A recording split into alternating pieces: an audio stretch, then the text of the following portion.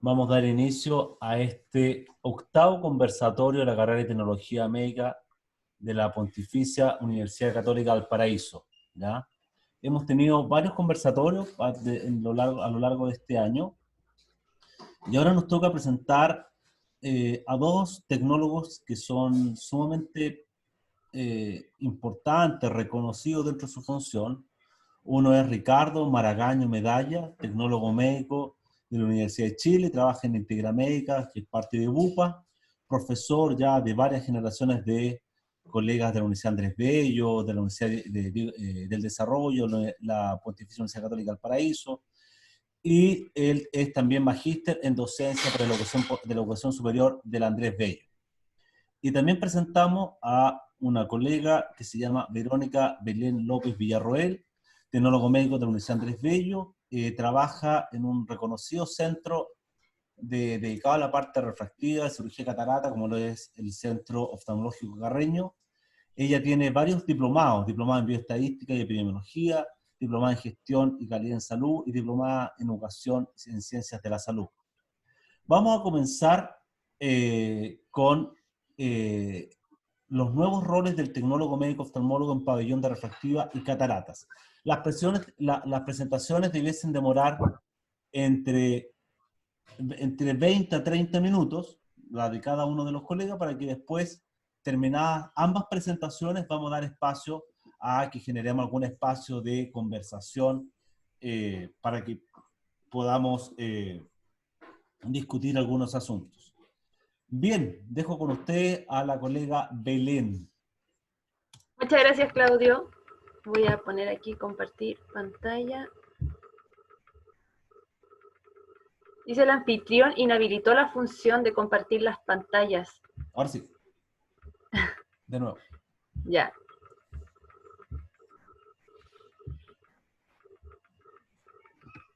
¿Ahí se ve bien?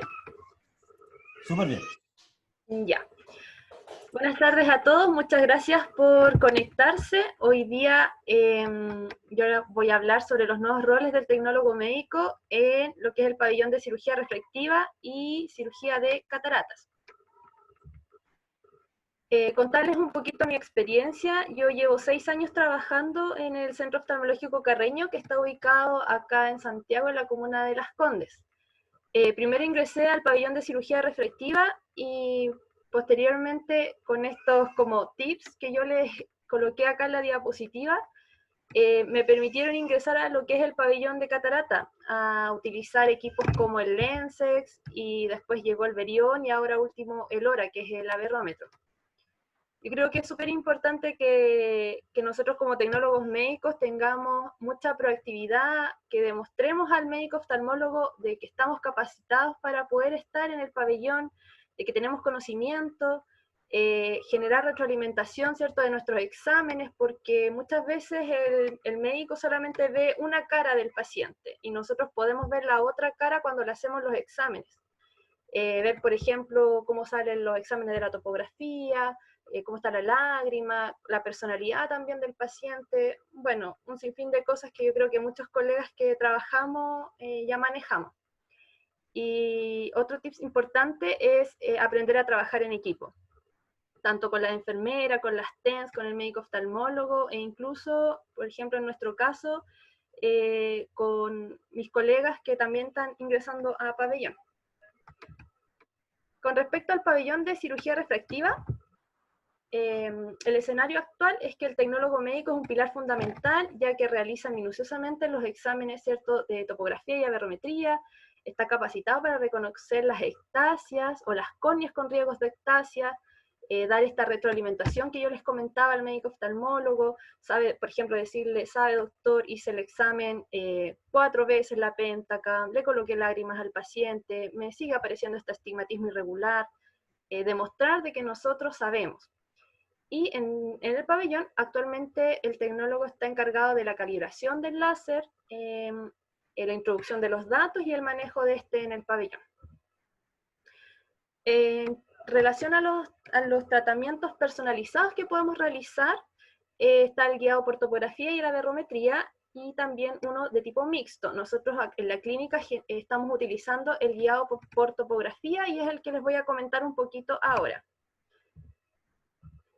Este tratamiento está diseñado para reparar las irregularidades de la cara anterior de la córnea y está diseñado para córneas sin tratamiento previo. Al principio se hizo un diseño para córneas que ya estaban tratadas con LASIK previo, pero actualmente ese no lo utilizamos y solamente lo estamos usando en córneas vírgenes, que se llaman. Y la marca comercial de Alcon lo denominó este programa Contoura, y solamente se puede utilizar con los anillos de Plácido y del topógrafo Allegro Topolizer.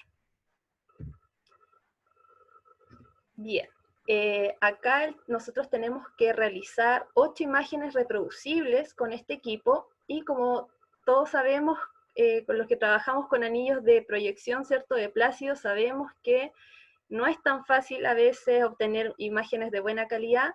Tenemos que tener sobre un 80% del área analizada, queratometría, asimetría, ¿cierto?, del segundo anillo, reproducibles, pupilas menores a 3 milímetros y aberrometrías de alto orden menores a 1 milímetro.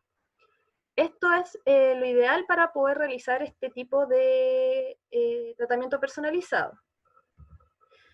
Y acá les coloqué una diapositiva de lo que son nuestros enemigos, ¿cierto? Un paciente con un arco superciliar muy prominente, pacientes que yo les digo los pupilones, que a pesar de que tenemos toda la proyección de la luz sobre el ojo del paciente a 4 centímetros, aún así tienen pupilas de 4 o 5 milímetros, y bueno, el nefasto ojo seco, que muchas veces tenemos que aplicar lágrimas, o decirle al médico, ¿sabe qué? Este paciente requiere un tratamiento con lágrimas antes de poder hacer la topografía porque me está saliendo cualquier cosa. Una vez que hemos pasado esa etapa, llevamos la información al pabellón, y es acá donde el tecnólogo médico tiene un rol fundamental, porque ya no solamente va a ingresar los datos como un procedimiento tradicional, sino que ahora tiene que examinar, ¿cierto?, ver la reproducibilidad de las imágenes y revisar el astigmatismo medido y el manifiesto, que acá les coloqué una imagen, que no tiene que diferenciarse más allá de una dioptría y que los ejes no deben superar los 10 grados. Además, tenemos que compensar las aberraciones de alto orden. Para ello vamos a llevar los valores de la esfera modificada a 0 y vamos a presionar acá donde está el icono de Cernic. Acá nosotros vamos a poder ver cuantitativamente los valores de cada una de las aberraciones, y a través de una fórmula matemática que no es tan fácil realizar, tenemos que compensar la esfera. De esta manera estamos optimizando las aberraciones de alto orden para que no se induzcan en mayor cuantía. Y también estamos encargados de realizar la topografía control a los 3 meses postoperatorio. O sea, todo este proceso lo realizamos el tecnólogo médico. Con respecto al guiado por aberrometría, nosotros en la clínica, antes que yo llegara, realizó este procedimiento, pero ya no lo sigue realizando porque si bien reducía las aberraciones, ¿cierto?, persistentes del paciente de orden superior, tenemos que entender que las aberraciones de alto orden van a cambiar con el paso del tiempo. No es lo mismo las aberraciones que podamos compensar, ¿cierto?, en un paciente de 20 años, después con un paciente de 50 años que va a tener una esclerosis del cristalino, que va a tener un diámetro de pupila más pequeño. Incluso se ha comprobado que la aberración cambia con la acomodación. Por lo tanto, los médicos no quedaban muy satisfechos, a pesar de que existía una buena calidad visual, no estaban muy contentos con, digamos, con el hecho de que quitara demasiado tejido estromal. Así que por eso solamente se continuó realizando lo que es el Contoura. Otro rol que está teniendo el tecnólogo médico en algunos centros es el uso del microquerátomo. En lo particular, a mí me han ofrecido utilizarlo, pero yo no he querido porque soy un poco ñurda con las manos y acá hay que tener un poquito de precisión al momento de colocar la cuchilla, de probar el motor, ¿cierto?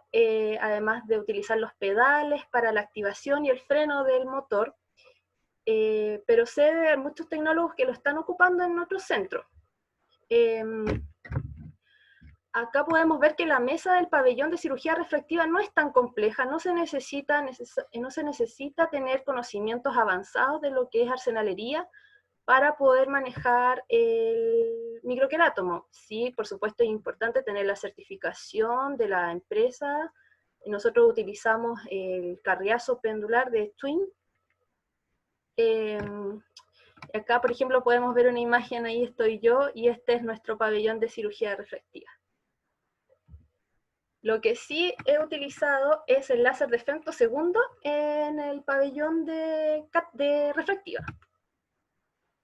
Esta es una herramienta, ¿cierto?, ideal en el pabellón debido a la exactitud y a la reproducibilidad de la creación del flap. Si bien ha mejorado la seguridad, ¿cierto?, de la incisión, aún pueden ocurrir complicaciones durante o después de la creación del flap.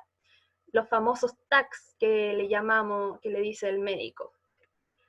Acá, por ejemplo, tenemos un video que lo saqué a internet, en donde podemos visualizar el levantamiento del flap sin tags del colgajo corneal. ¿Se fijan, cierto? Es muy perfecto, el corte está muy bien hecho, perfecto. Sin embargo, los tags, a pesar de que no afectan la calidad visual del paciente, después de la cirugía sí supone una expertise del médico para poder levantar el flap. Pero afortunadamente en la clínica no hemos tenido ningún problema.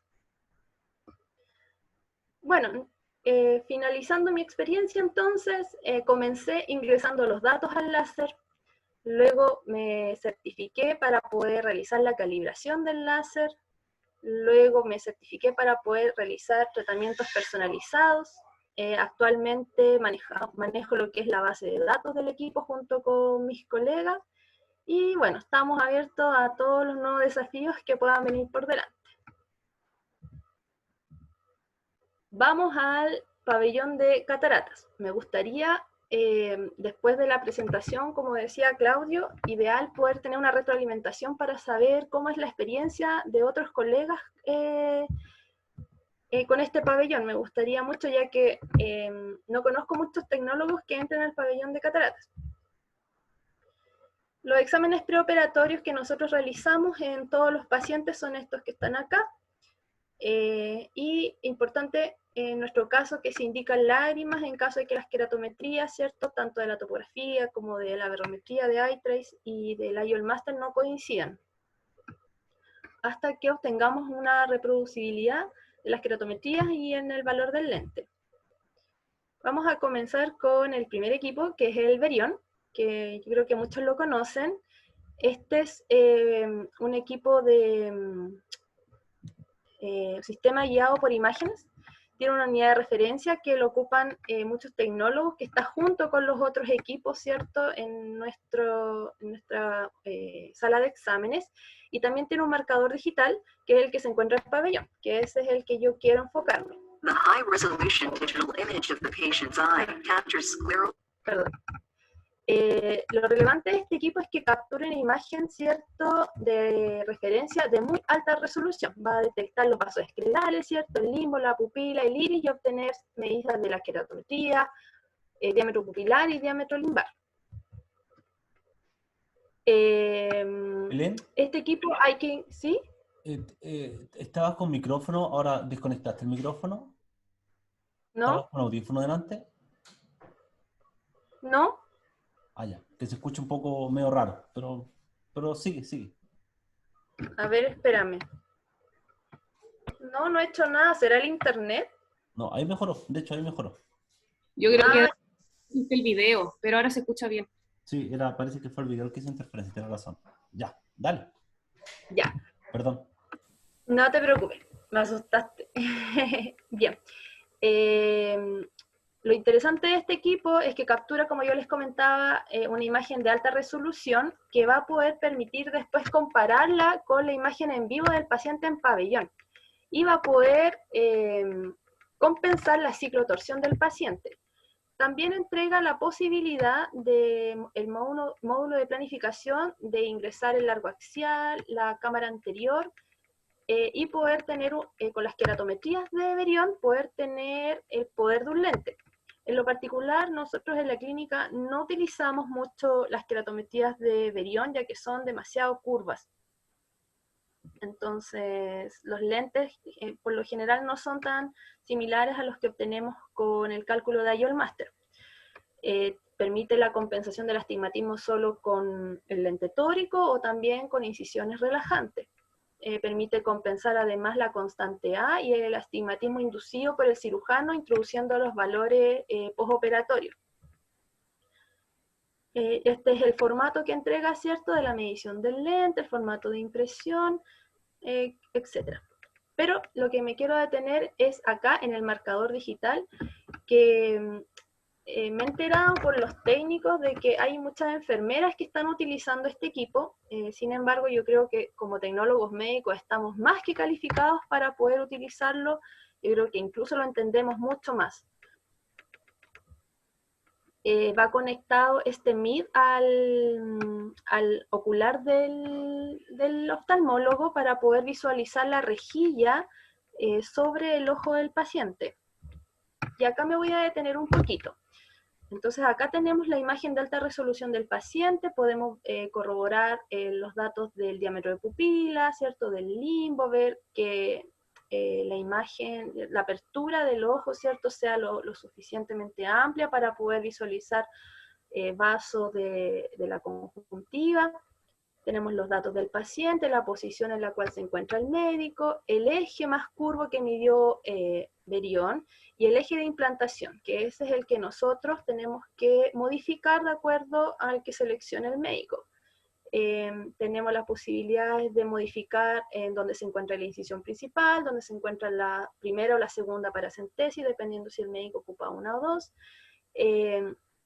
La capsulorrexis, tenemos la posibilidad de centrarla al limbo, centrarla a la pupila, verificar cuál va a ser el tamaño de esta rexis.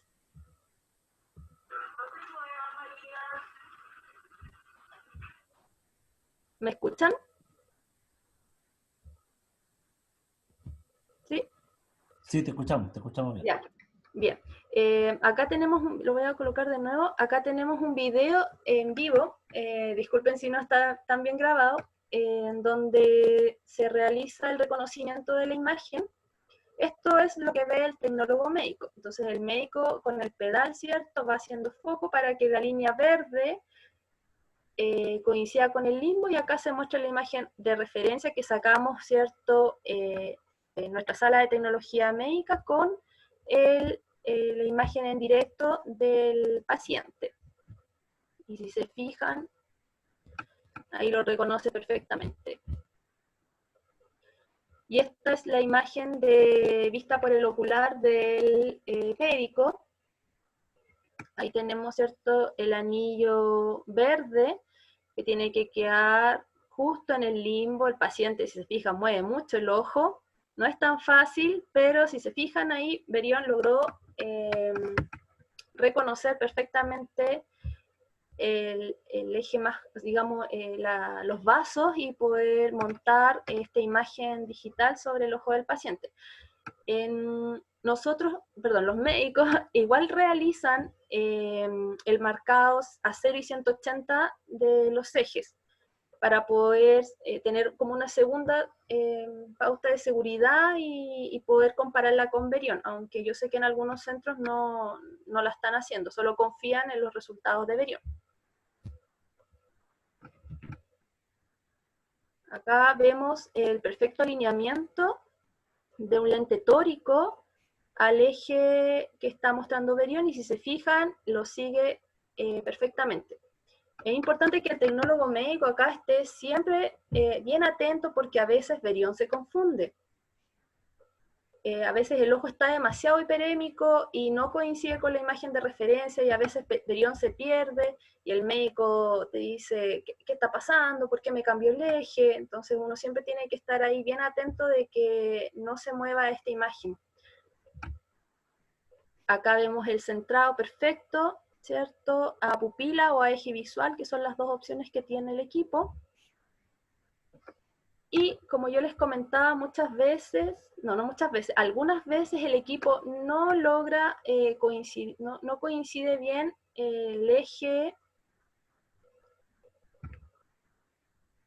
Ahí va a aparecer que tiene un error. Si se fijan acá arriba, tiene un error de 10 grados. ¿Ya? Y sabemos que 10 grados en la posición del lente va a afectar, digamos, la alineación del eje va a afectar en la calidad visual del paciente. Por lo tanto, tenemos que hacer un reconocimiento manual. ¿En qué consiste eso? Por ejemplo, acá tenemos un vaso sanguíneo del paciente que está muy marcado y lo que tenemos que hacer a través de estos botones que están acá, ir rotando la imagen hasta que el equipo logre calzar la imagen de referencia con la imagen en vivo del paciente. Y ahí si se fijan, ahora ahí se cambió y está mucho mejor. Entonces ahí es más confiable para el médico poder alinear el lente. Bien, otra experiencia que he tenido y que puede tener el tecnólogo médico es el láser de femtosegundo, pero ahora en el pabellón de catarata. Lo importante de este equipo es que permite automatizar 3 pasos quirúrgicos principales, que son la incisión corneal, ¿cierto?, la capsulotomía anterior y la fragmentación del cristalino, reduciendo el uso de las cuchillas, ¿cierto?, el tiempo y la energía de la facomulsificación. ¿Cómo ayuda el tecnólogo médico con el LENSEX? Bueno, ayuda en la selección del paciente, ya que es importante que el paciente tenga una buena midriasis, de que ojalá no tenga los ojos muy claros, porque va a perder midriasis después del LENSEX, que el paciente no tenga características anatómicas tanto de la nariz como de la ceja, ¿cierto?, que vayan a dificultar el docking o el acoplamiento de esta copela en el ojo del paciente. Nosotros colocamos el lente de contacto que se utiliza en esta copela, que se llama Sofit Patient Interface, y además verificamos los parámetros del equipo. Digamos, el uso del LENSEX tiene 4 etapas. La primera es la de planificación. Aquí estamos manipulando la pantalla del LENSEX, verificamos la calibración, ¿cierto?, que estén todos los parámetros dentro de los valores normales, ingresamos los datos al paciente, incluso podemos modificar algunos parámetros corneales. Tenemos que seleccionar cuáles son los patrones que vamos a realizar, ¿cierto? Si vamos a realizar arqueada, incisiones primaria, secundaria, la capsulorhexis, ¿cierto? Y la fragmentación del lente. Y acá un video del nuevo cono. Acá un video de cómo es la preparación del Sofit Patient Interface y cómo se coloca este en el equipo. Todo esto lo realizamos nosotros, el tecnólogo médico. Vamos a ver un poquito.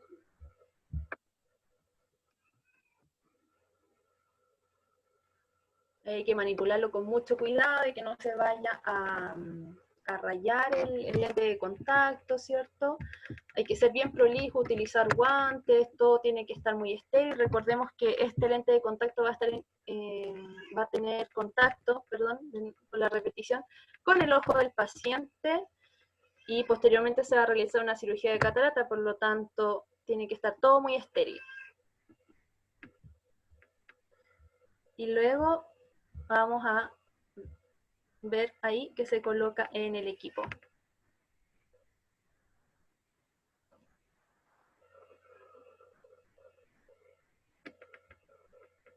Y ahí después viene la siguiente parte.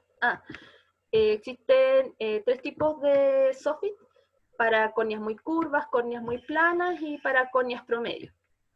Importante que también verifiquemos, que estemos atentos de verificar la iluminación tanto externa como interna para que no le moleste tanto al paciente, y también el foco, para que siempre haya foco en el ojo del paciente, pero están los otros parámetros para verificar que no queden burbujas entre el lente de contacto y el soffit. Y luego viene la siguiente parte, que es el docking, y acá el tecnólogo aprieta dock y se empieza a realizar la succión. Ahí está la succión del ojo del paciente. Y nosotros tenemos, ¿cierto?, que visualizar, siempre estar corroborando los pasos, que estemos ok, que esté puesto el lente, ¿cierto?, que se haya hecho contacto y que esté el docking ok. Luego viene la etapa de visualización y personalización, que esto lo hace solamente el médico oftalmólogo. Nosotros sí tenemos que estar siempre verificando que la presión de la succión siempre se encuentre esa barrita en verde, ¿ya? No puede haber ni mucha succión ni poca succión, ya que eso va a afectar las incisiones que van a ocurrir más adelante. Primero se comienza con las incisiones, con el centrado de las incisiones, el centrado de la rexis, luego que el médico ajusta la profundidad de la capsulotomía, la profundidad de la fragmentación, ¿cierto?, la profundidad de las incisiones o de las arqueadas en caso que la vaya a realizar. Una vez que el médico haya terminado todo esto, va a pedir que apretemos treat para que él pueda con el pedal realizar el tratamiento. Y aquí vemos cómo se realiza el tratamiento con lenses. Nosotros siempre, como les decía, estar verificando que la succión esté en verde. Esa es nuestra función. Y revisar los parámetros antes de iniciar el tratamiento. Ahí se empiezan a hacer las burbujas, ahí se terminó de hacer la rexis. Se fija, en este caso no es tan bueno, que tiene la pupila no tan midriática, eso va a dificultar la rexis y la fragmentación. Me imagino que ahí debe estar haciendo la fragmentación del cristalino. No se ve muy bien por las burbujas, ¿cierto?, que genera este equipo. Y luego termina con las incisiones. Y la principal. Y luego el paciente se lleva a pabellón. Acá tenemos un caso real de la clínica en donde un paciente, ven, con ojo claro, perdió la midriasis y se tuvo que recurrir a los ganchos para poder hacer la cirugía. Y finalmente vamos a hablar del equipo ORA. Introducing the Aura System. Este equipo se denomina un aberrómetro intraoperatorio, ya que utiliza un haz de luz para poder calcular la refracción del paciente. Me da risa porque no es tanto como no utiliza tanto las funciones de un aberrómetro, sino que más que nada las de un autorrefractómetro. Pero tiene los principios de la interferometría de Talbot. Es muy útil ya que permite realizar las mediciones tanto fáquicas, afáquicas como pseudofáquicas en tiempo real. Y esto le permite al médico mejorar la toma de decisiones con respecto al lente intraocular que va a colocar. Este es el equipo ORA, que va aplicado, ¿cierto?, al microscopio del pabellón. Nosotros como tecnólogos estamos encargados de la calibración del equipo, que se coloca acá abajo un lente especial, ¿cierto? Y en la pantalla del equipo se hace un chequeo de calibración solamente, porque en caso de que esté descalibrado hay que llamar al servicio técnico. Esta es la pantalla principal. Acá nosotros agregamos al paciente, colocamos todos los datos, ¿cierto? Este equipo, yo le digo que es como un poco pillo, porque igual hay que ingresar los datos de keratometría, los datos de largo axial, y el modelo del lente, ¿cierto? El poder del lente, y incluso otros parámetros, el white to white, para poder hacer el cálculo. aunque yo he preguntado con los técnicos cuál es la real importancia de colocar estos valores que sean lo más exacto posible, me dicen de que no es necesario que sean tan exactos que digamos que vengan de un tecnólogo médico que haga el proceso como muy, muy preciso, ya que no está tan influenciado. Ahí podemos entonces ver todos los datos que se colocan del paciente. Lo interesante de este equipo es que permite seleccionar si el paciente si tiene alguna cirugía refractiva previa, ya sea miópica o hipermetrópica. Y esto es la función más importante que usa el médico oftalmólogo. Acá tenemos la pantalla para poder realizar la medición. Entonces, tenemos que presionar Power Calculation. Y acá podemos visualizar la imagen que ve el tecnólogo médico con la imagen que ve en el ocular el médico. Es importante que esta rejilla aberrométrica siempre esté lo más limpia posible. Cualquier burbuja, cualquier opacidad se va a ver aquí muy, muy marcada. Es importante que nosotros estemos atentos, ¿cierto? A que en caso de que encontremos alguna señal, le digamos al médico, doctor, necesito que esté la superficie, por ejemplo, cuando el ojo está seco, por favor irrigue la superficie, o doctor, ¿sabe qué? Por ejemplo, el Provisc no está tan homogéneo, por favor, si puede aplicar más Provisc o cambiarlo. En este caso, este es con solución salina. Y este que tenemos acá, si se fijan, que es con Provisc, que es un viscoelástico. Entonces ahí el médico rellena bien la cámara, digamos, técnicamente tendríamos que medirlo con un tonómetro y verificar que está en 21 milímetros de mercurio, pero el doctor no lo realiza porque él, según él, ya conoce cuál es la presión del ojo. Y nosotros tenemos que verificar que esta cruz, esta rejilla que está acá, quede lo más centrado dentro de estos 4 puntos posibles. Para ello el médico tiene que hacer foco en córnea, este círculo tiene que estar acá en verde, y una vez que se cumplen todos esos parámetros, y el centrado, perdón, también, nosotros apretamos Capture. Estos son, digamos, los tips importantes para que sea una buena medición. Tenemos que tener la cápsula y la cámara anterior libres de restos corticales, lo que yo les decía que se iban a ver en rejilla aberrométrica, eliminar las burbujas de la cámara anterior, que la incisión no tenga un edema excesivo, el bléfaro es súper importante también, no esté presionando la córnea para que no modifique la curvatura. Y como les decía, que el ojo esté con la presión intraocular correcta. Asegurar un buen film lagrimal, enfocar la superficie de la córnea, ¿cierto? Apagar la luz del microscopio, y verificar que el paciente también esté mirando la luz roja del aberrómetro. Luego vamos a encontrarnos con esta pantalla. Acá el equipo va a entregar la medición del lente calculado, el astigmatismo, y el equivalente esférico que tendría el paciente, ¿cierto?, con esa lente. Acá, y nosotros tenemos que corroborar esta información con lo que teníamos en el tratamiento previo. Si es un lente tórico, nos va a entregar también la toricidad, el residual de la toricidad, y después podemos realizar una medición pseudofáquica. Y la idea es que nos aparezca este mensaje que dice que no recomienda rotación. Sin embargo, acá yo les tengo un video de una medición pseudofáquica.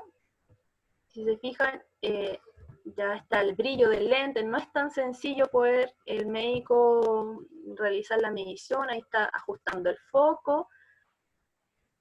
Y nosotros, y si se fijan arriba, va marcando el poder de la esfera y el cilindro y el eje.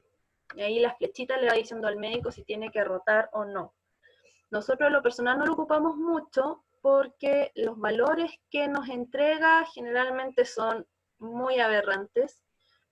No sabemos muy bien por qué, si se debe quizás a una falta de técnica, que lo dudo mucho, porque el médico en la clínica lleva mucho tiempo operando. Ay, no salió. Pero en lo general esta segunda función del equipo no la utilizamos mucho, solamente la primera, que es la medición afáquica. Podemos decir entonces que HORA es un importante aporte en la correcta elección del lente intraocular, sobre todo para los pacientes post cirugía refractiva, además de ser un factor vital en el sentado del lente, sobre todo en los casos de lentes premium, que son los lentes trifocales, que es lo que más se está colocando en la clínica. Acá les dejé un recordatorio, ¿cierto? Importante, que el tecnólogo siempre está actualizado en sus conocimientos. Puse un bebé en honor a mi hijo. Y muchas gracias por su atención, espero que les haya gustado. Acá está el equipo de tecnólogos médicos del centro donde trabajo. Muy bien. Oye, una muy excelente presentación, Belén, muy completa. Me imagino también que bastante resumida, porque son muchos tecnicismos, ¿verdad?, que tienen que ver con el Sí. tema del pabellón de refractiva y catarata. ¿Ah? Así que un aplauso para Belén. Muchísimas gracias por su presentación. Hay algunas preguntas que están en el chat ahí para que las puedas ir viendo. Ah, ya, ok. Ya, para que después la respondamos, ¿ya? ¿Ya? Vamos a proseguir con la presentación de Ricardo. Espérame. Ricardo, ¿estás ahí? Aquí estoy, Profesor, bienvenido. muchas gracias. Bueno, Me costó un poquito, pero aquí Magaño estoy. nos va a hablar sobre la miopía, la otra epidemia. ¿Ah? Buen título. Belén, ¿tienes que dejar de proyectar tú? Sí, espérame, que estoy dejando ahí. Ahí sí. Fantástico. Adelante, profesor. Bueno, muchas gracias. Un agrado estar aquí compartiendo esto de la miopía, la otra epidemia. La verdad que este tema es un tema que está como bien de moda. De hecho, nuestro querido colega Antonio Stay la semana pasada coincidió también en la presentación de Atemoch con esta temática. Y la verdad que a mí me interesa harto porque cuando uno se va al cine, uno ve un montón de películas que nos traen epidemias con virus, ¿cierto? Del ébola, de varios virus que son respiratorios hemorrágicos.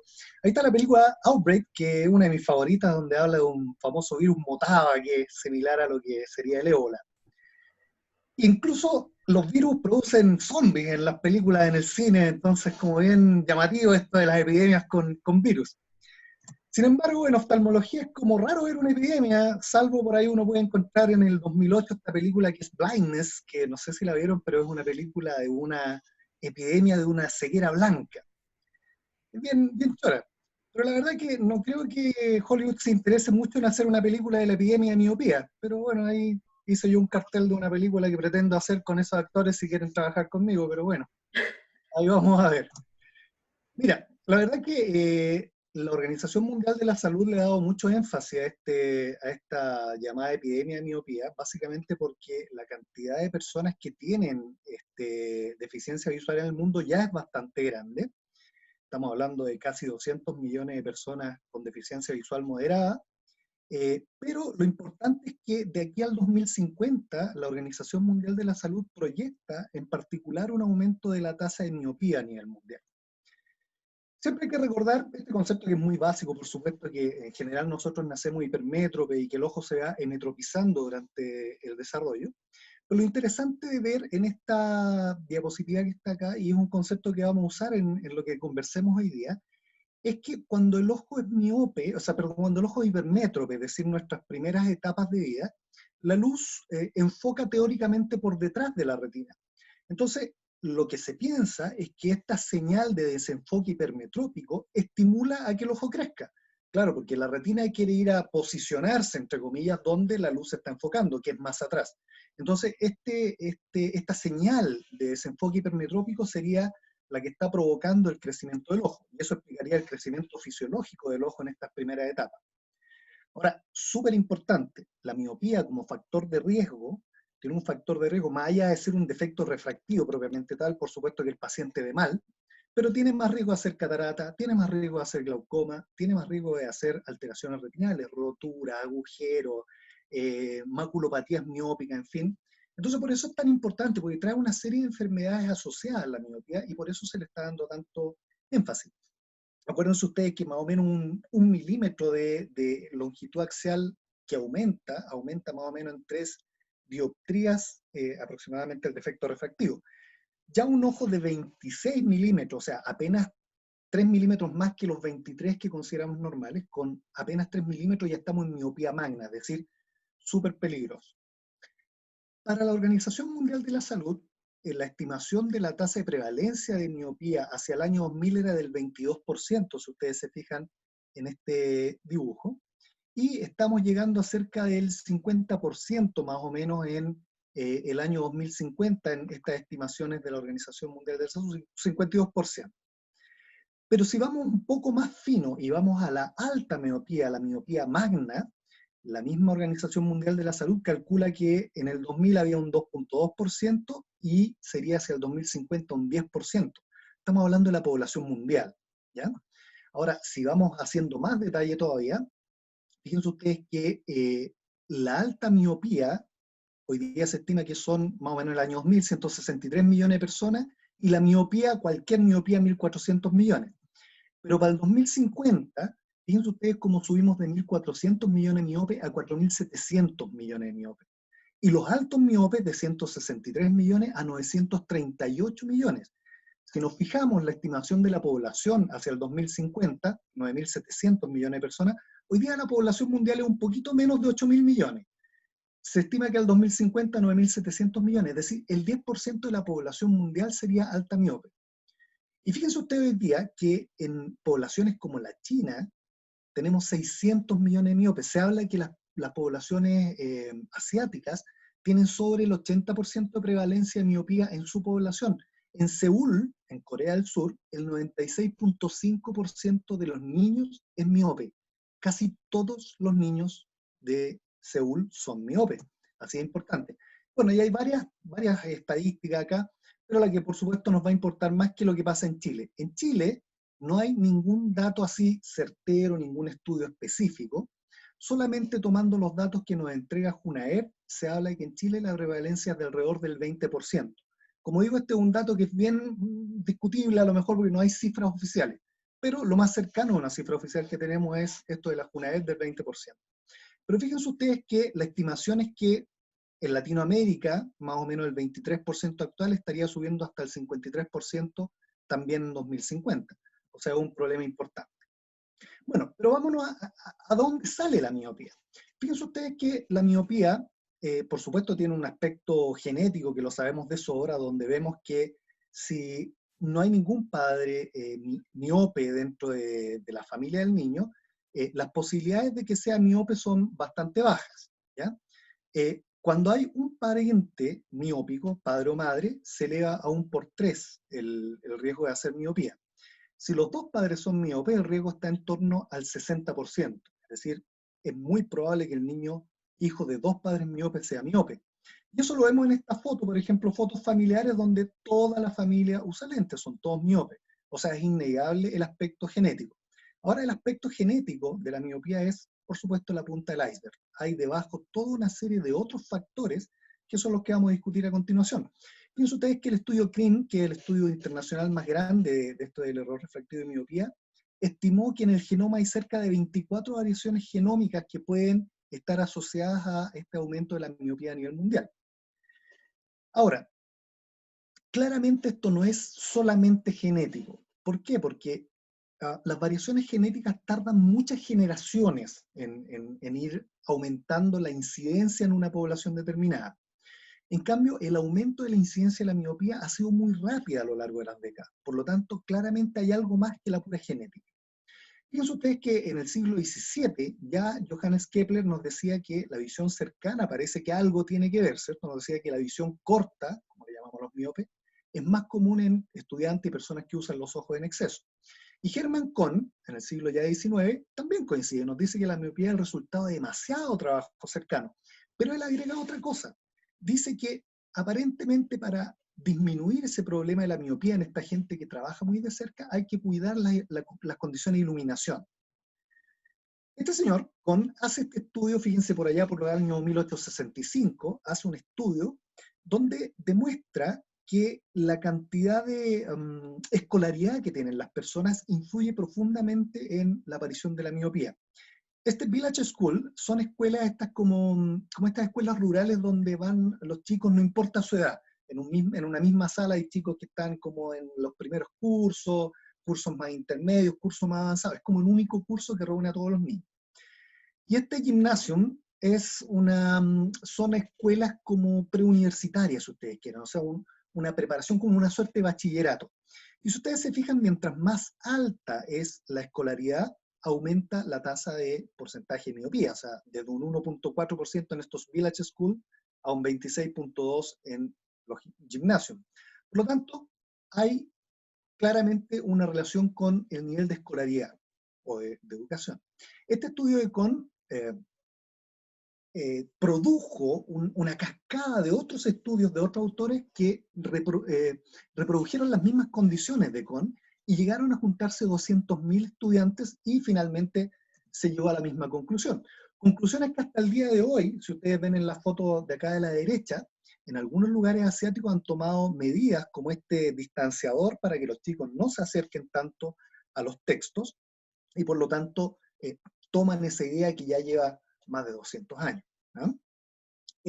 Pero vamos contando, o sea, tenemos genética, aparentemente esto de ver de cerca tiene algo que ver. ¿Qué es lo que tiene que ver esto de cerca? La verdad que hay dudas si esto de la visión cercana es realmente causa de miopía o es una miopía transitoria que se puede producir por una serie de factores biomecánicos. Uno, cuando nosotros miramos de cerca, por supuesto, tenemos la acomodación. Y un constante trabajo cercano podría provocar un espasmo acomodativo y generar miopía, que sería transitoria, digamos, mientras tenemos espasmo acomodativo. La tensión de los músculos extraoculares sobre la cubierta del ojo, ¿cierto?, sobre la esclera, eventualmente también podría participar en esta forma de miopía relativamente transitoria. Y de hecho se ha hablado mucho esto del retraso de la acomodación. ¿Qué es lo que es este retraso de la acomodación? Es una diferencia que hay entre la acomodación que necesitamos para trabajar a una distancia determinada y la acomodación que realmente se logra. Normalmente no se logra la acomodación completa, en este caso que tengamos retraso de acomodación, no se logra una acomodación completa, por lo tanto hay un pequeño desenfoque hipermétrope, que es lo que conversamos al principio. Entonces este lag, esta diferencia de acomodación, aparentemente a través de este desenfoque hipermetrópico que produce ese delta, estaría favoreciendo la aparición de miopía. Pero hay más, ¿podemos hablar de más cosas respecto a la miopía? Sí. En modelos animales se han ido probando varias cosas, se fueron probando varias cosas que dan origen a muchas cosas interesantes que aparecen hoy. Por ejemplo, en algunos monos lo que se hizo fue deprivarlos, es decir, se le hizo blefarografia, ¿cierto? Y no se le dejó acceso a la luz. O bien se les quemó la mácula. En ambos casos se vio que se producía miopía. Al estar deprivada la mácula o al estar deprivado el ojo completo, se producía miopía. En otros monos, lo que hicieron, fíjense ustedes, es colocar una suerte como de diafragma que dejaba pasar luz hacia la zona macular y dejaba deprivado solamente retina periférica. Eso también hizo que apareciera miopía. Y finalmente, otra cosa que hicieron es colocar unos lentes divergentes con un agujero en el centro, de manera tal de que a la mácula llegara una iluminación, digamos, una imagen nítida, pero que produjera efectivamente desenfoque periférico. Ese desenfoque periférico también produjo miopía. En este dibujo de acá arriba nos muestra un poco lo que pasa cuando nosotros corregimos, por ejemplo, con un lente tradicional, corregimos y logramos que la imagen a la mácula llegue nítida. Pero ¿qué es lo que pasa? Nuestro ojo no es plano, no es el mismo plano donde está llegando la luz. Nuestro ojo no tiene esta forma, sino que tiene esta forma. Entonces, ¿qué es lo que pasa? Acá al centro, en la mácula, la imagen llega clara, pero en la periferia se produce efectivamente un desenfoque de tipo hipermetrópico. Entonces, ese enfoque hipermetrópico estaría produciendo que siga desarrollándose miopía, aun cuando tenemos al niño corregido con su lente de acuerdo a la miopía que tiene.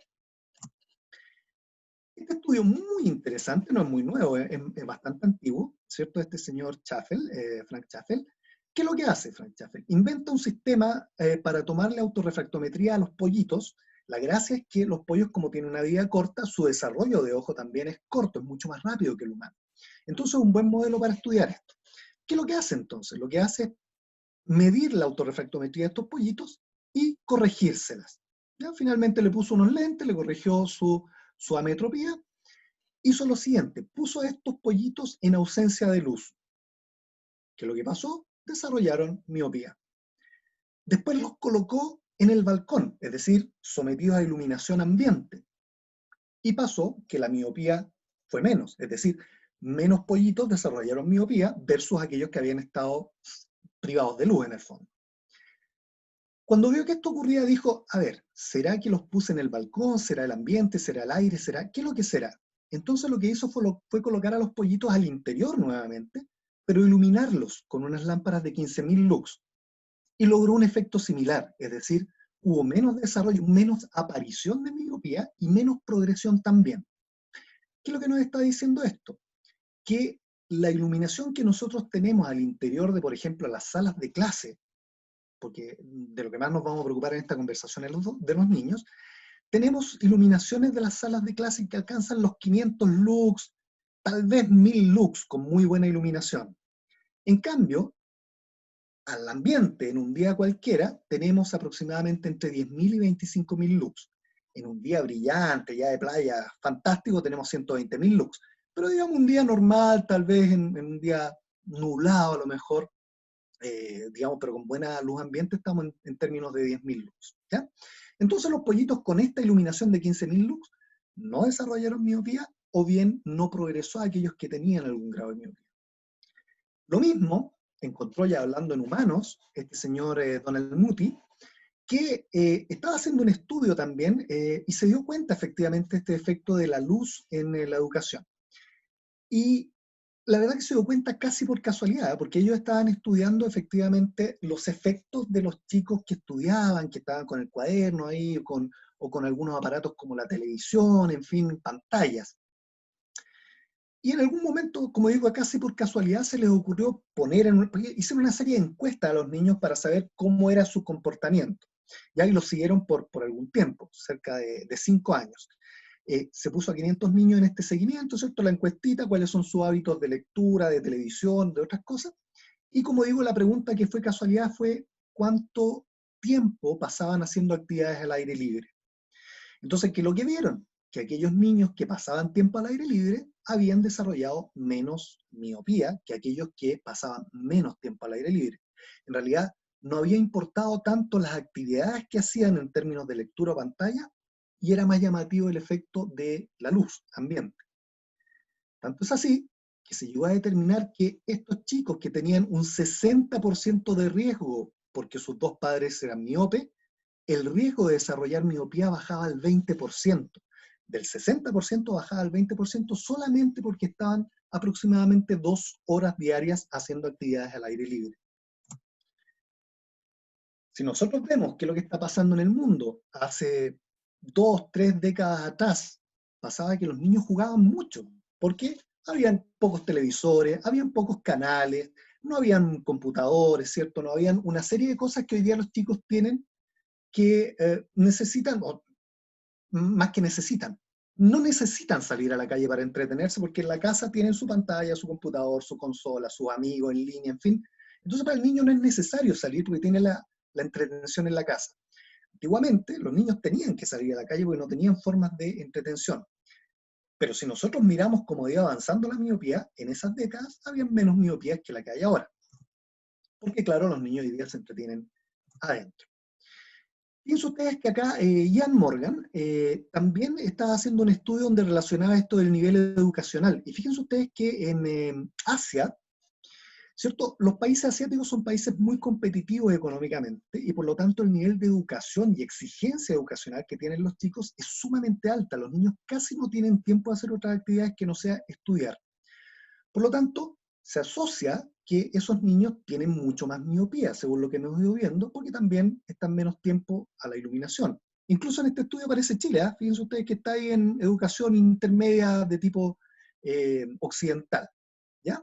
Versus aquellos países que no tienen educación formal muy desarrollada.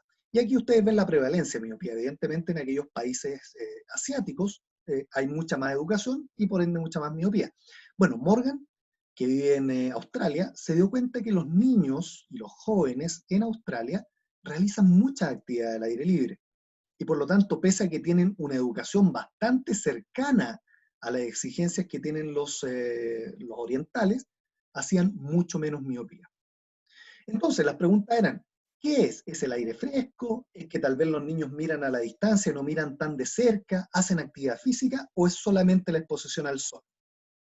Fíjense ustedes, en Singapur, un niño pasa 3 a 4 horas a la semana expuesto al sol. En Sydney, en esto que nos mostraba Ian Morgan, son 14 horas a la semana. Y probablemente ahí está la diferencia en el desarrollo de miopía. Aquí hay un concepto bien interesante, ¿eh? Cuando hablamos de todas estas cosas, no hay un consenso absoluto, porque estos autores como Morgan, como Donald Moody y otros, hablan del inicio de la miopía, pero también de la progresión, ¿ya? O sea, la luz del sol disminuye la aparición de miopía y también disminuye la progresión.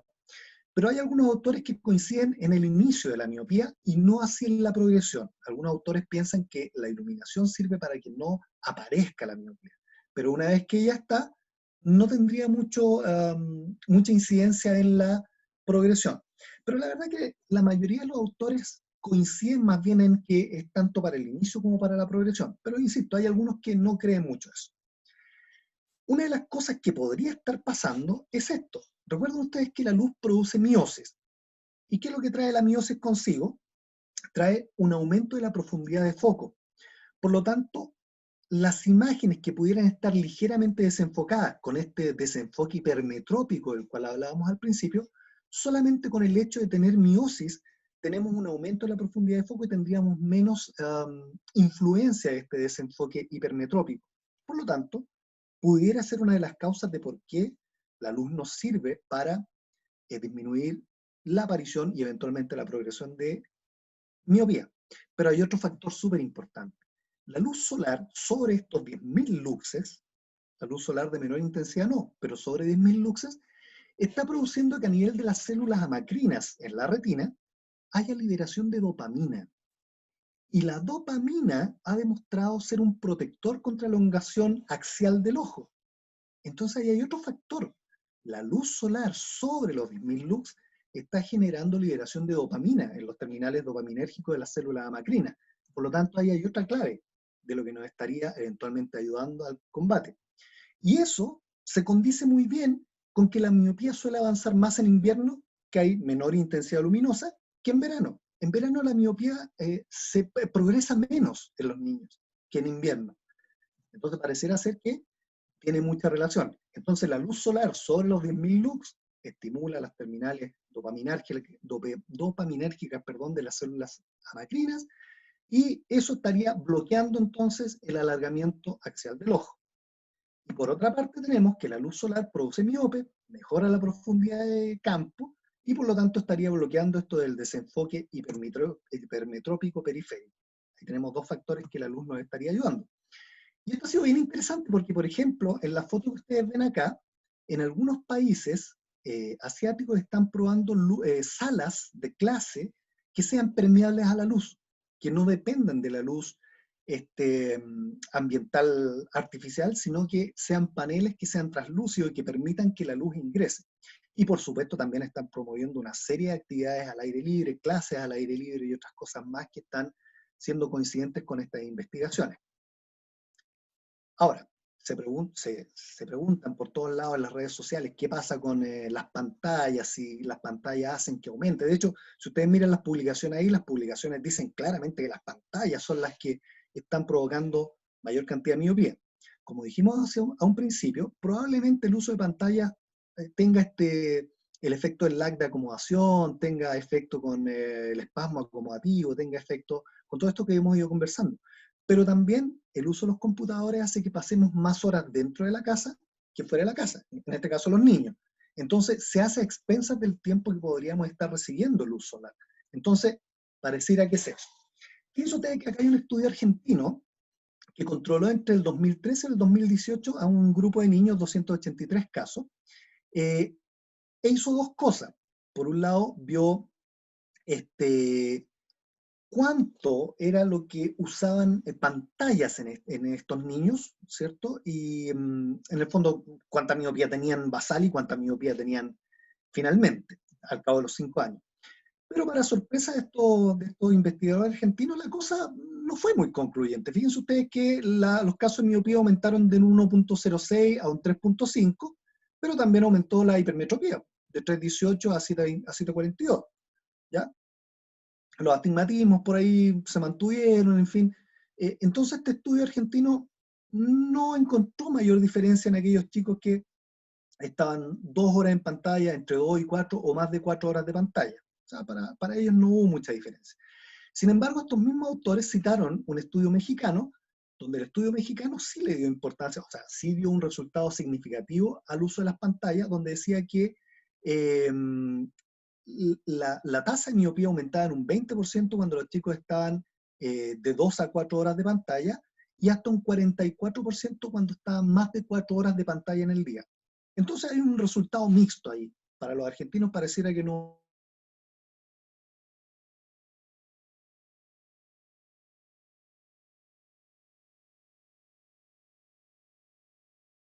la pantalla por periodos prolongados en los niños, es mejor seguir la regla 20-20-20 que se ha estado estableciendo, que nos quiere decir que por cada 20 minutos de uso de pantalla hay que sacar los ojos de la pantalla y mirar durante 20 segundos a una distancia de 20 pies, que equivale como a los 5 metros.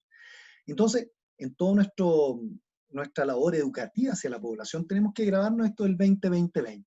20 minutos de pantalla, 20 segundos de descanso, mirando a 20 pies, que es el equivalente a los 5 metros en nuestro sistema métrico. Así que eso es lo que tenemos que esparcir en la población. Bueno, pero veamos cómo se puede intervenir ahora esto del inicio de la miopía o de la progresión. Básicamente tenemos controles ópticos, cambios de hábito y farmacológicos, ¿ya?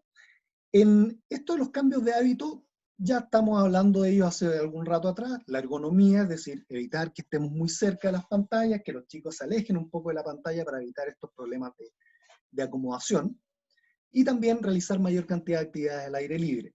Ahora, esto de la actividad al aire libre, por supuesto, se entremezcla con los cuidados que tenemos que tener de la piel, ¿cierto? Porque el efecto de los rayos ultravioletas sobre la piel en los niños también puede ser deleterio. Entonces hay que tener ahí un poco de cuidado con el equilibrio entre el riesgo-beneficio, y hay que ver cómo se puede ir arreglando eso. El control óptico nos habla de lentes, ¿cierto? En muchos niños miopes se trabaja con estos lentes ejecutivos, bifocales ejecutivos, pero se está usando mucho o se está comenzando a extender el uso de lentes de contacto con desenfoque periférico. Estos lentes de contacto con desenfoque periférico es un lente que, como ustedes ven acá en la imagen del centro, efectivamente corrige la miopía en la mácula, ¿cierto? La imagen llega a la mácula, pero tiene otra forma hacia la periferia de manera tal que no produce este desenfoque hipermetrópico que aparece aquí en azul, sino que produce un desenfoque miópico. El desenfoque miópico estaría frenando eventualmente la elongación porque la retina no tendría que, comillas, ir más atrás para ir a buscar la luz, ¿ok? Entonces estaría eliminando ese factor que vimos al principio del input de la señal hipermetrópica, ¿ok? La ortoqueratología también se está trabajando, que es un tipo de lente de contacto que ejerce ciertas presiones sobre la córnea y que ayuda un poco a modificar la forma de la córnea en forma transitoria. De hecho, estos son unos lentes de contacto que se colocan durante la noche, y lo que hacen un poco a través de presiones es modificar la distribución de las células epiteliales, cambiando un poco la forma. Es como, pongámoslo en términos un poquito vulgares, ponerle frenillos a la córnea y darle un cambio de forma. Y eso le dura al niño el efecto durante el día, y en la noche se lo vuelve a colocar. Por supuesto, ahí hay que ver con los niños todo lo que es el manejo higiénico. En el sacado del lente hay que tener harto cuidado, porque si el ojo no está correctamente lubricado al momento de retirar el lente, puede eventualmente arrastrar epitelio y provocar algunos daños. Si bien es cierto, el lente no tiene un contacto directo con la córnea, lo hace a través de un juego de presiones, ¿ya? Finalmente, la intervención farmacológica, hay varios compuestos que han mostrado alguna utilidad, pero principalmente la atropina. Y la atropina en unas diluciones bien bajas, el 0.01%. Ahora, por supuesto, aquí tenemos que entrar en la discusión o en el tener claro que el tratamiento farmacológico de la miopía, si bien es cierto, es bueno que lo conozcamos, por términos legales nosotros no lo hacemos, ¿cierto? La ley 20.470 nos entrega a nosotros la facultad de usar ciertos fármacos para fines diagnósticos de los vicios de refracción, pero no nos entrega la facultad de usar fármacos para tratamiento. Por lo tanto, esos serían casos que eventualmente tendríamos que derivar. Aquí tenemos algunas imágenes de la ortoqueratología. Fíjense ustedes que el lente, que está puesto aquí como en un color lila, si ustedes quieren, lo que hace es intervenir la forma de la córnea, como ustedes ven acá, aplanar un poco la córnea en el centro, ¿bien? Y lo que estaría haciendo, en el fondo, es esto que se ve acá, hacer, digamos, un lente tradicional, nos da un enfoque normal acá al centro, pero nos da un enfoque hipermetrópico en la periferia. El lente de ortoqueratología lo que está haciendo es dar un enfoque central normal, pero también un enfoque normal en la periferia. Eso es lo que busca. Y hay otros lentes que no trabajan sobre la forma de la córnea, que son los lentes de desenfoque periférico, que lo que hacen efectivamente es mandar o llevar una imagen nítida a la mácula y hacen una corrección de tipo miópica, es decir, nos deja un pequeño desenfoque miópico en la periferia para que no tengamos este desenfoque hipermetrópico que nos estarían dando el input de crecimiento del ojo. Y más o menos la construcción óptica de los lentes sería esta, sería anillos concéntricos, ¿ya? Bueno, y finalmente aquí está lo de la atropina, que lo que se ha visto en esto del uso de la atropina en una dilución bastante baja es que también estaría generando una liberación de dopamina a partir de las células amacrinas. Al final eso es a través de una serie de, por supuesto, temas bioquímicos con competencia de los receptores muscarínicos, en fin, una serie de cosas. Pero al fin y al cabo lo que estaría pasando es que la atropina estaría provocando también o colaborando a la liberación de dopamina. Fíjense ustedes que el presidente de la Sociedad Española de Oftalmología hizo un estudio con un seguimiento a 5 años y vio que en el 80% de los casos tratados con esta atropina diluida, se logró frenar el avance de la miopía. O sea, con la atropina sí está hablando claramente una disminución de la progresión de la miopía. Bueno, si ponemos todo esto que hemos conversado en el podio, ¿qué es lo que sirve y qué es lo que no sirve? Por todos los estudios que hay. Primero vamos a hablar del desenfoque o subcorrección, porque hasta hace un tiempo atrás muchos decían que efectivamente a los chicos había que dejarlos un poquito subcorregidos, porque con el esfuerzo acomodativo y otras cosas más, ellos mismos arreglaban la miopía. Bueno, eso está absolutamente descartado. Ya está ultra demostrado que dejar subcorregido a un chico no sirve. Por lo tanto, queda fuera del podio. Los bifocales y los lentes de contacto han demostrado utilidad. Los Executive, por ejemplo, han mostrado bastante utilidad, pero hay otros que son mejores. Y aquí entran efectivamente la ortoqueratología y el de focus periférico, que han mostrado bastante buenos resultados con seguimientos a largo plazo, y por lo tanto es una alternativa muy viable. Y en el primer lugar está el uso de la luz sobre los 10.000 lux, ¿cierto? La actividad al aire libre, y el uso de atropina para poder mantener, digamos, a raya la miopía y que no haya un avance muy significativo.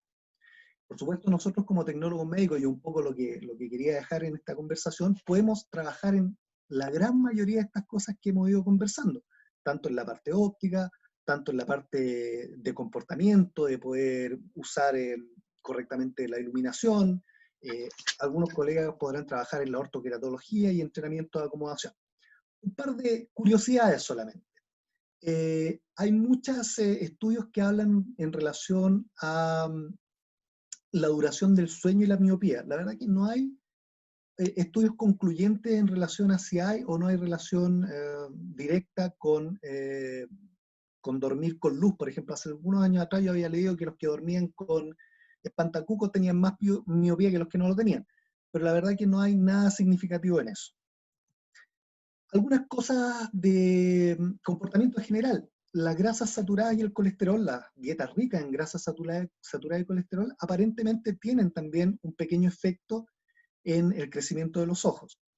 En cambio, la leche materna a través de los ácidos grasos poliinsaturados que tiene un efecto protector. Por lo tanto, aquellos niños que hacen más lactancia materna tienen una mayor protección frente a la aparición de la miopía.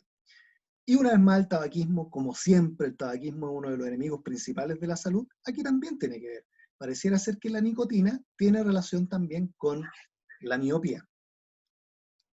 Otro dato curioso, se estaba pensando que la realidad virtual podría ser usada como tratamiento para la miopía, porque, digamos, básicamente ustedes ven ahí unos pros y unos contras. El pro sería que podríamos usar la luz sin necesidad de exponer a los niños a la radiación ultravioleta del sol. Podríamos trabajar con el desenfoque periférico, una serie de cosas que se podrían usar. Los contras son que la tecnología todavía es de muy poco acceso, tiene muy poca resolución todavía, y la forma de trabajar ese desenfoque periférico todavía es un poquito incierta. Pero pareciera ser que es un camino. Y finalmente, como esto es un conversatorio, quise traer estas cositas que ustedes ven acá, porque nos den un poquito de conversación. Así como se habla mucho de la epidemia de miopía, hay muchos que dicen que está inflada la epidemia de miopía. Parece que como dicen esto, los conspiracionistas dicen que no, que esto no es tanto, si lo hacen las ópticas para vender más lentes, o los médicos para tener más consultas. Otros dicen que la calidad de los registros de los estudios hechos antiguamente no tenían tan buena calidad como los estudios actuales, por lo tanto se perdían muchas miopías, ¿ya? Antiguamente los estudios no se hacían todos con cicloplegia, por ejemplo, hoy día sí. Entonces hay una serie de cosas de los que dicen que no hay una tal epidemia de miopía. Por lo tanto, eso creo que lo podemos dejar para discusión ahora. Muchas gracias. Ricardo, muchísimas gracias. Gran presentación, muy clara, tu forma de explicar es muy buena. Bien, demos paso, todos te felicitan acá. Demos paso a la conversación. Partamos por el tema de Belén.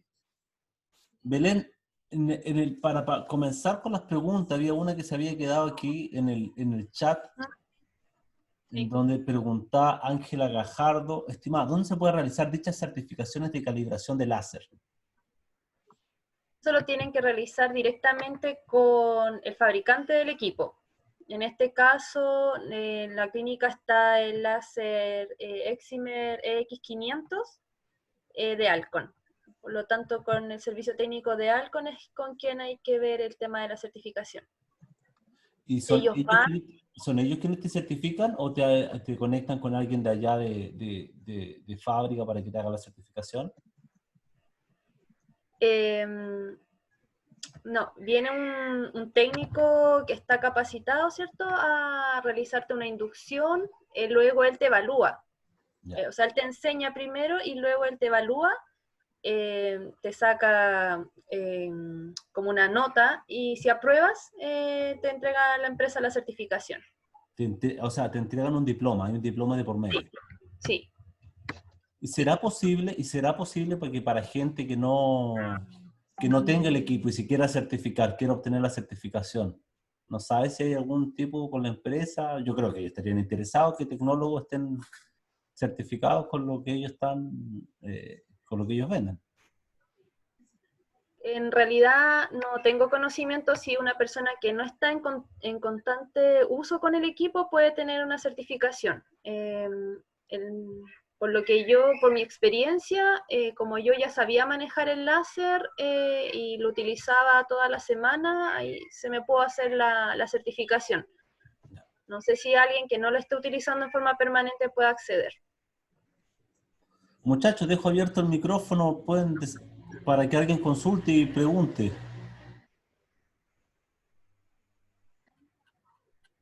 Mientras tanto, pregunto yo, Belén, con el tema del hora,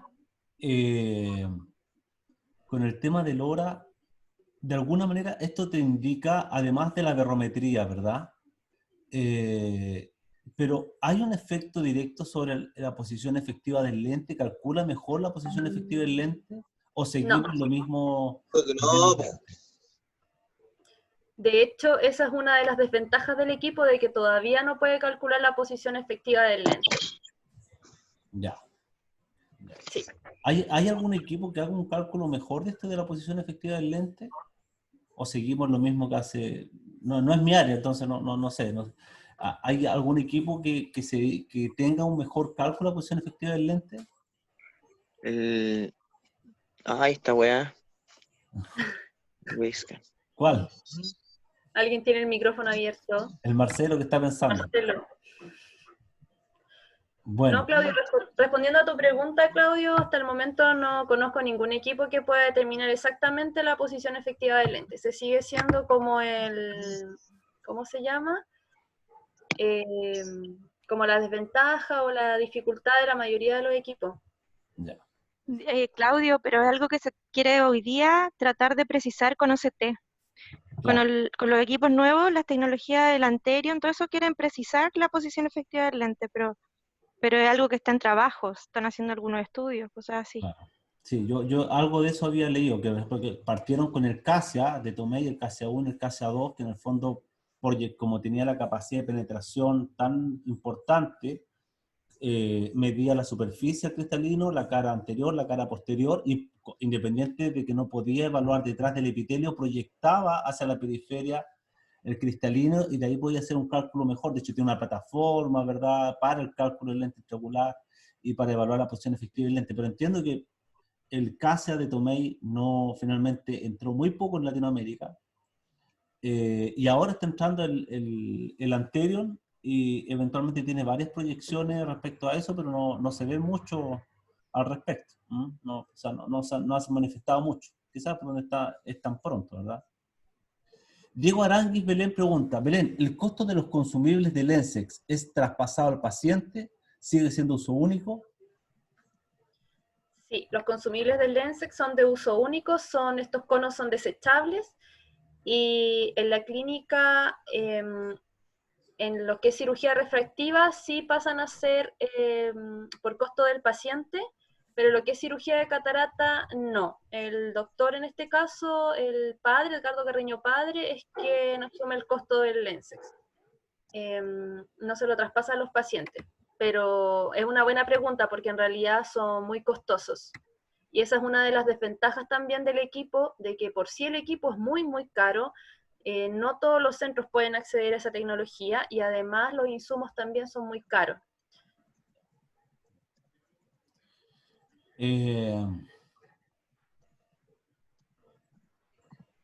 Oye, Claudio. El Marcelo pide disculpas por el disparate. Tranquilo, estamos en confianza.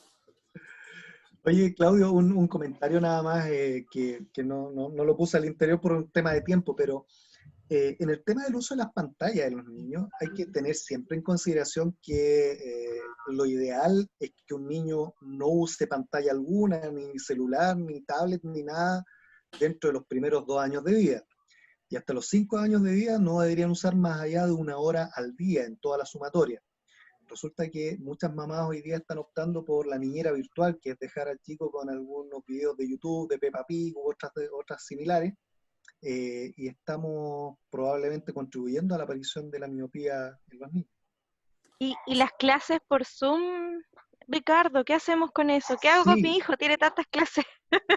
Sí, no, es que eso es dentro de de la preocupación mundial en el fondo de esto de la pandemia, ha sido un poco eso, porque efectivamente los niños están mucho tiempo en los computadores. Por lo tanto, por ahora lo que podemos hacer es regla 20-20-20. O sea, lo ideal es que podamos aplicarlo en nuestras casas con los chicos. Y por supuesto, cuando estén fuera del horario de clase, los que tienen patio, que salgan a jugar al patio; los que no tienen patio, ojalá en un balcón o en una ventana con iluminación puedan hacer actividades, tratar de que estén el mayor tiempo posible. Lo ideal, según la mayoría de los estudios, son 14 horas a la semana de exposición a luz solar. Como digo, tomando en consideración las precauciones que hay que tener contra el cáncer de la piel. Pero tenemos que tratar de mejorar esa parte. Sería interesante si en el fondo uno de los temas principales es el tema de la luz. ¿Qué pasará nosotros como tecnólogos médicos de ojo que trabajamos en la oscuridad? ¿Ah? ¿Habrá algún estudio de incidencia en miopía en profesionales tecnólogos médicos de oftalmología, dado que trabajamos Sí, en la oscuridad? lo que pasa, Claudio, es que casi todas estas temáticas están orientadas a la época de crecimiento del ojo. Se supone que, o sea, no se supone, es un hecho que en los niños es donde se produce el crecimiento mayor de los ojos y probablemente se extiende hasta los 15, tal vez 16 años, ¿ya? En sobre 20 años en realidad no debería tener mayor incidencia porque ya se supone que hemos alcanzado el tamaño adulto de nuestros ojos y no influiría mayormente. Claro. Paulina pregunta, ¿conoces algún curso o estudio actual sobre ortoqueratología? Sí, mira, le escribí por el chat. La verdad que acá en Chile por lo menos no conozco de ninguno. En la preparación del conversatorio vi que en España están haciendo algunos. No tengo ninguno en mente como para contestarlo ahora, pero en lo que estuve mirando hay en España algunos. Ahora probablemente el Toño Stay, que está metido más en el tema de la corrección óptica, podría a lo mejor tener algún dato que yo no tengo. Así que Lo que le yo vamos a puedo escribir a Toño aportar, Stay a ver si tiene algo. lo que yo puedo ¿Cómo? aportar en ese sentido, ustedes conocen al doctor Carlos Arce, que es el speaker de Sí, Galilei. sí, claro. Él tiene la representación en Brasil de unas marcas de lentes brasileños para ortoqueratología, ¿ya? Y él está organizando constantemente cursos de ortoqueratología en Brasil. En alguna oportunidad nosotros lo contactamos previo a esta pandemia para poder traerlo y hacer un curso de ortoqueratología acá en Chile, y después la pandemia nos tiró para abajo todo, pero eventualmente, porque ahora él está enfocado en el tema de Galilei, pero eventualmente quizás podríamos hacer algo en ortoqueratología. Yo sé que en Brasil se está haciendo mucho. Hay empresas que están empezando a fabricar de nuevo lentes de ortoqueratología, y va a tener un momento hace muchos años atrás, según me contaba él, que fue bastante fuerte, después se dejó en desuso a propósito de la aparición de la cirugía refractiva, y poco a poco cada vez empieza a tomar fuerza nuevamente. Sí.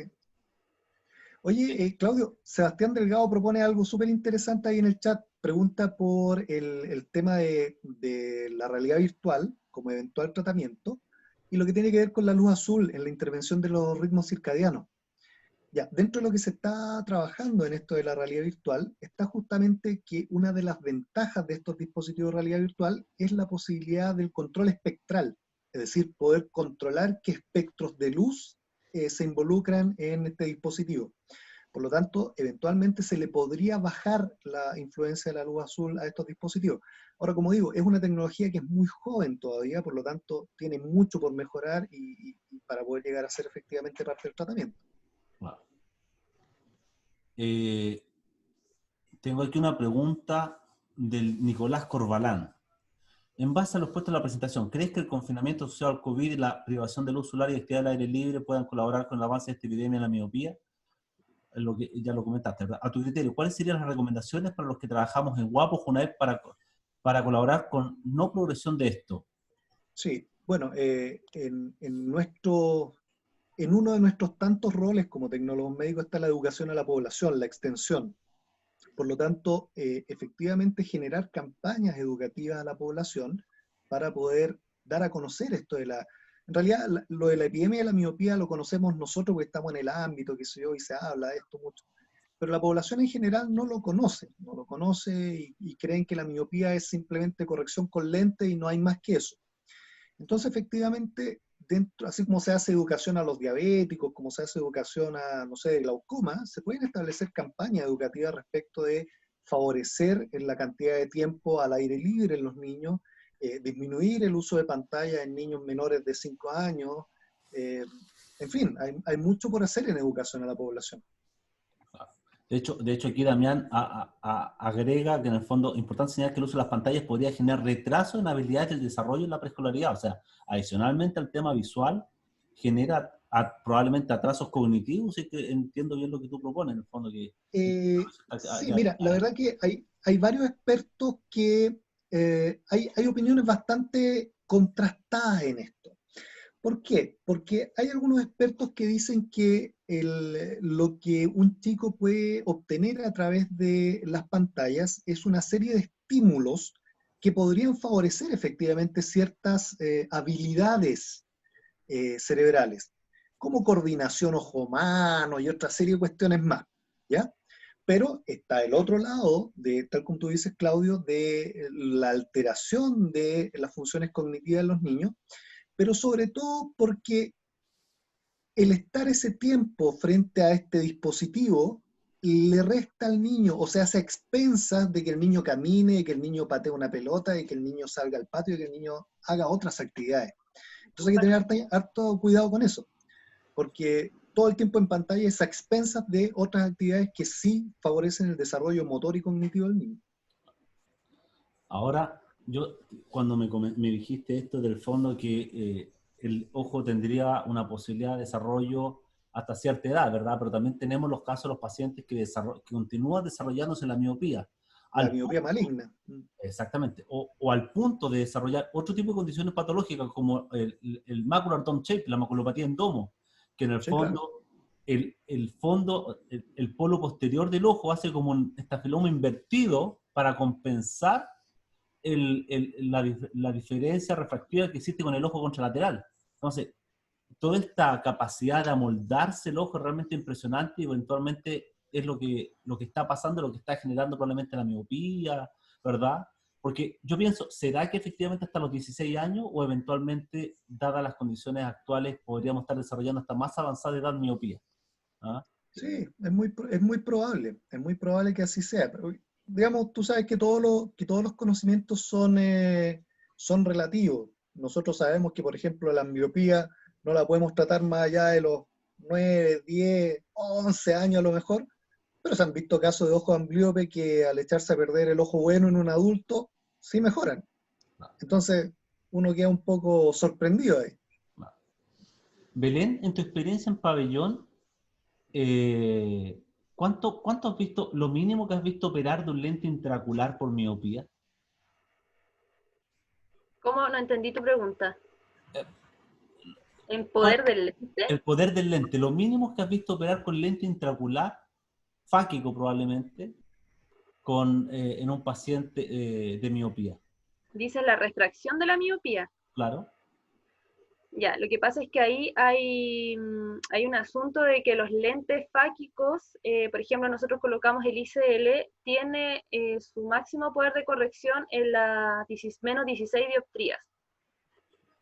¿Ya? Por lo tanto, lo ideal es poder seleccionar un paciente que tenga esa cantidad de miopía, porque más allá no lo va a poder compensar el lente, igual va a quedar con lentes ópticos, igual le va a mejorar, por supuesto, mucho la calidad de vida, pero no es la idea del médico realizar una intervención quirúrgica y que el paciente realice un gasto tan importante para poder quedar con tanta miopía residual, porque hay pacientes que han llegado de menos 26, menos 23 dioptrías que quieren operarse y el médico ahí trata de tener bastante criterio en la selección del paciente, decirles que si bien va a mejorar su calidad, igual va a necesitar un lente de unas 5 o 6 dioptrías, entonces que bien se podrían corregir con cirugía refractiva o con lentes de contacto y ahí, bueno, ahí entra el criterio del paciente, pero el costo del lente es muy alto como para además después tener que sumar una cirugía refractiva, no es tan sencillo. Claro. Mira, el Damián pregunta, además el uso de pantalla expone el ojo a cantidades de luz azul que podría generar alteraciones del sueño. ¿Qué opinión tienes sobre eso, Ricardo? O sea, eso es algo que está absolutamente comprobado, que la tecnología LED, que hoy día es la base de la mayoría de las pantallas, incluso de las luces que tenemos en nuestras casas, la luz LED es de base azul. Los LED en realidad se recubren de una sustancia amarilla para que nos dé la luz blanca, que es la que nosotros vemos, pero lo que estamos recibiendo básicamente es radiación azul. Por lo tanto, claramente es luz azul, perdón lo repetitivo, pero hay estudios que han mostrado que la luz azul en el largo plazo produce daño a nivel macular. Ahora, esto no se ha estudiado en humanos por todo el tema ético que hay de por medio, pero sí se ha estudiado, se ha sometido a cultivos de células de epitelio pigmentario, se ha sometido a esta luz azul de las luces LED, y efectivamente han demostrado retrasos en el crecimiento de estas poblaciones. Entonces, las generaciones que son nativas de esta tecnología LED van a pasar probablemente 5 décadas y recién vamos a ver cuál fue el efecto de esta exposición a la luz azul de los LED sobre este grupo de personas. No podemos someter a personas, digamos, a seres humanos, a las luces azules profeso para ver cuánto le daña la mácula, evidentemente. Por lo tanto, hay que esperar qué es lo que pasa. ¿Qué está pasando por ahora? La industria de los computadores y de los teléfonos están incorporando pantallas con filtro de luz azul. Los teléfonos, los smartphones, por ejemplo, están casi todos ya incorporaron estas tecnologías que hacen que el modo nocturno, que son una iluminación rojiza que nos dan las pantallas, que uno las puede programar para que a partir de las, no sé, 7 de la tarde se vuelvan rojizas y tengan menos luz azul. Y por supuesto todo lo que tiene que ver con dejar de mirar pantallas un par de horas antes de lo que queremos dormir, porque efectivamente la luz azul influye en los ritmos circadianos y nos impide el sueño. Pero la industria óptica y la industria de tecnología ya está trabajando sobre esos filtros de luz azul. ¿Hay alguien más que tenga consultas para Ricardo, Belén? Me gustaría agregar una cosita, ¿puedo agregar algo? Sí.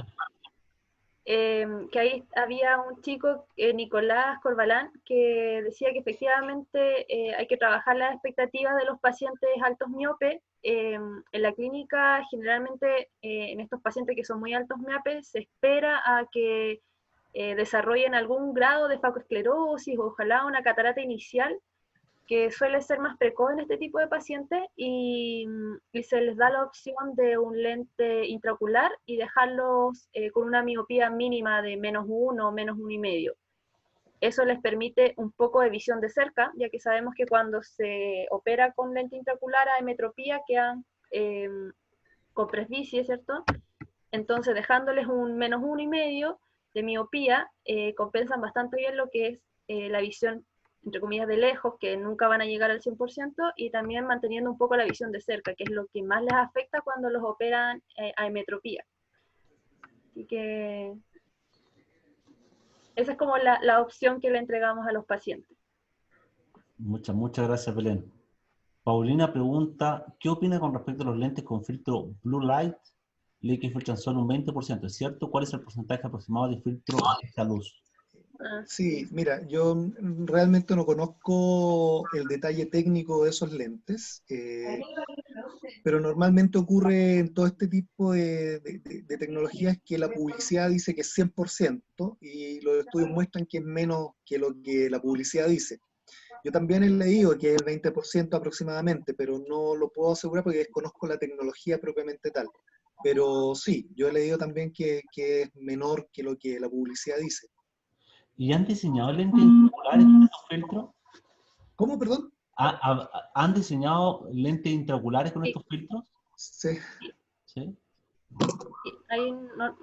Bueno, todos incluyen filtro B y algunos que están incluyendo filtro azul también. Claro. Oye, solamente un comentario que para los que les interesó el tema y lo pueden encontrar también buscando, que no lo quise colocar porque era alargar mucho más el cuento.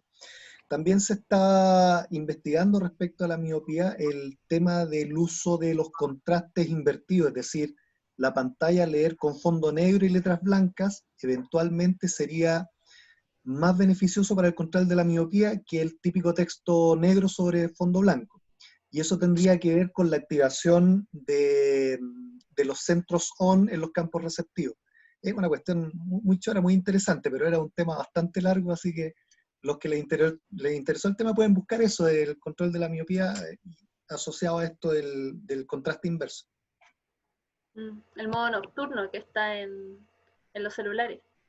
Sí, pero es que el modo nocturno de los celulares tiene más bien por objetivo el ahorro de batería más que otra cosa, pero sí, ese es el concepto del fondo negro y luces blancas. Ahora, lo que se ha visto en realidad está muy controversial, pero aparentemente cuando el texto es deja acordarme bien cómo era, cuando el texto es muy pequeño, es preferible usar el contraste... Ay, se me fue ¿cómo era? No lo voy a decir porque puedo cometer el error, pero decía que tenía mucho que ver cuál es el tamaño de la letra, la recomendación de usar fondo negro o fondo blanco. Ya. No lo voy a decir porque podría caer en el error y no quiero caer en él. Chacho, muchísimas gracias. Siendo las 8, lamento, no vamos a seguir con las preguntas. Acá están apareciendo muchas más. Pero ya se nos acaba el tiempo. Muchísimas gracias, Ricardo. Muchísimas gracias, Belén. Excelentes Un verdadero gusto. presentaciones de muy buen nivel, con gran manejo de los contenidos. Así que muy agradecido que hayan querido compartir esto con más de 110. En algún momento vi hasta 110 colegas conectados escuchando su presentación. ¿Me vendió 6 porciones de chocolate a la Poli? Muy Chocolate, alguien dijo chocolate. Qué rico. a la manta ahí se les filtra el audio. Oye, muchísimas gracias, muchachos, muchísimas gracias a toda la audiencia que estuvieron, que se conectaron y que están interesados en nuestro conversatorio. No vamos a tener la misma frecuencia que antes, ¿verdad?, de los conversatorios. Vamos a hacer uno de laboratorio y uno de oftalmo mensual ahora. Así que a inicios de agosto debiésemos tener otro conversatorio.